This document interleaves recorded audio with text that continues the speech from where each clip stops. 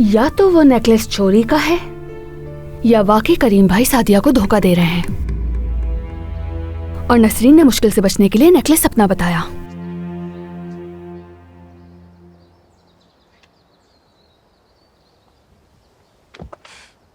जल्दी करो, अंदर आ जाओ।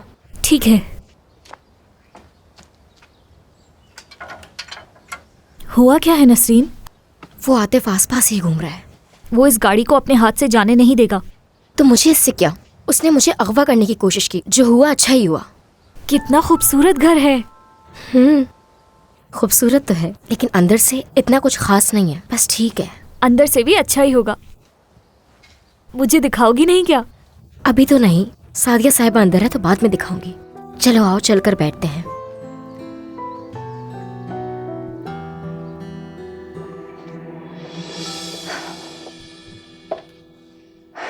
इस खुशी के मारे तो मेरा दिल ही रुक जाएगा। जरूर उसे कुछ इंपॉर्टेंट मिला होगा, लेकिन क्या ये इतना आसान था कि उसने एक ही दिन में उसे ट्रेस भी कर लिया?